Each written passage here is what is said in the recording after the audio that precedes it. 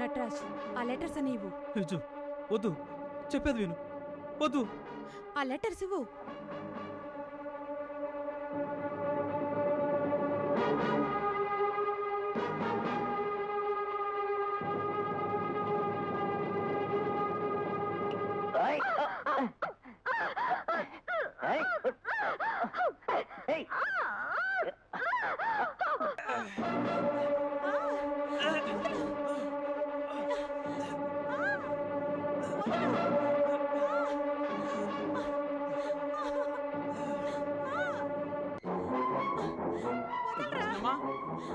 చిన్నమ్మా, అమ్మా, చిన్నమ్మా, చిన్నమ్మా.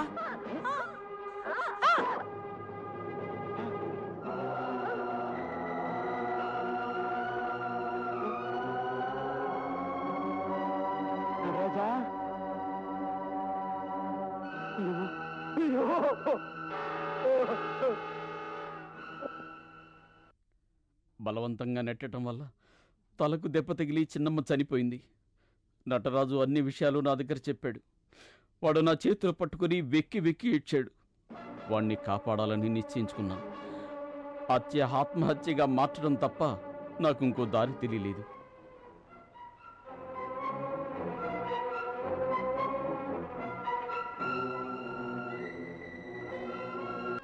నటరాజు బ్యాంకులో దొంగిలించిన డబ్బు కట్టడం కోసం చిన్నమ్మ శవం మీదున్న నగలు తీసుకున్నాడు.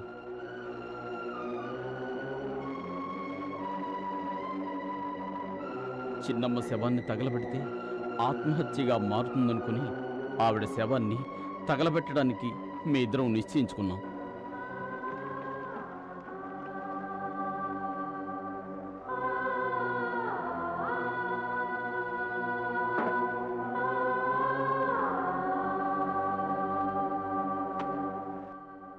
అనుకున్నది పూర్తి చేశాం. నాకు దుఃఖం ఆగలేదు. నటరాజు వచ్చిన దాన్నే వెళ్ళిపోయాడు.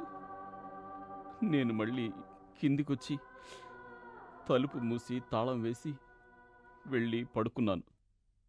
ఆ సమయంలో నేనన్నీ మర్చిపోయాను. నన్ను పెంచి పెద్ద చేసిన బాబాయ్ జ్ఞాపకం వచ్చాడు. ఆయన తోడుండి కాపాడటమే నాకు ముఖ్యం అనిపించింది. నటరాజు తనను కాపాడుకోవటానికి అట్టా చేశాడని చెప్పినా ఎవరూ నమ్మరు. అందువల్లనే జరిగింది. దాచిపెట్టాను.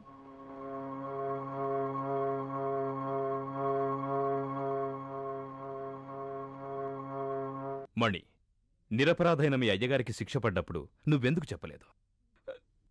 నేను నిజం చెప్తానని నటరాజు దగ్గర అన్నాను. అలా చెబితే నేను వాడితో ఉన్నందుకు నాకు ఉరిశిక్ష వేస్తారని వాడు నన్ను భయపెట్టాడు.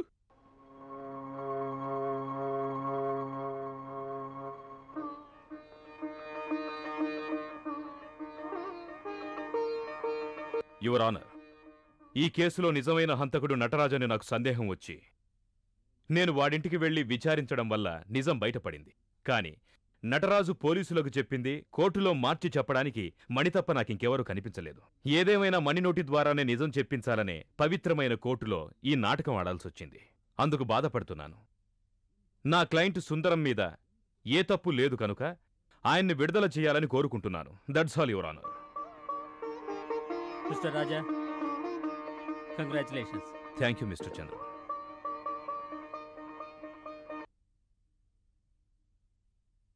ఇప్పటి వరకు జరిగిన విచారణను బట్టి మిస్టర్ సుందరం నిరపరాధి అని రుజువైంది.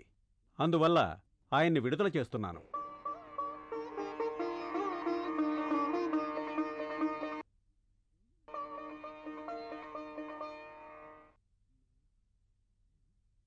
నిజమైన హంతకుల్ని ఖైదు చేయవలసిందిగా పోలీసుల్ని ఆదేశిస్తున్నాను. ఈ కేసులో నిజం తెలుసుకోవడానికి రాజా చేసిన కృషిని, ఆయన తెలివితేటల్ని నేను మెచ్చుకుంటున్నాను.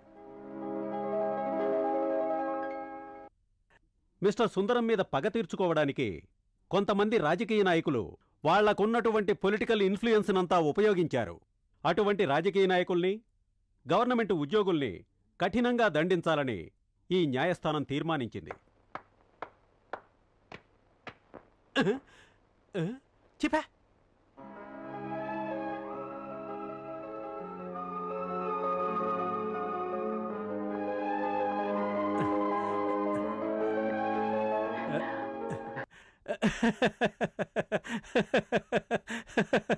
చాలా థ్యాంక్స్. ఆనంద్, నేను వెళ్ళొస్తాను. అంతా ఓకే సార్. దింపరా. మంచి పిల్లని చూసి పెళ్లి చేసుకో. అదేదో మీరే చూడండి సార్. నేను పెళ్లిల పేరైన కాదు, వస్తా. ఉంటాను సార్.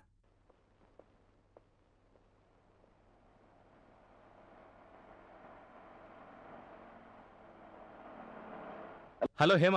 హలో. మిస్టర్ సుందరం ఇప్పుడే ఫోన్ చేశారు. అప్పుడే బయలుదేరారా? రేపు ఎలాగైనా హైదరాబాద్ వెళ్ళి ఢిల్లీ ఫ్లైట్ని క్యాచ్ చేయాలి. వెళ్లే ముందు మా ఇంటికి రారా? ఇంటికి? ఇంటికి రారా?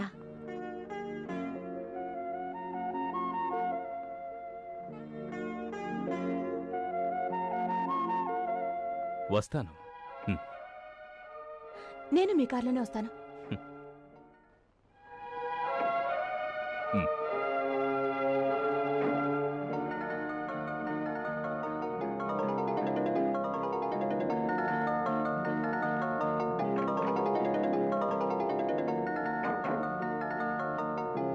ఇంటికా ఢిల్లీకా?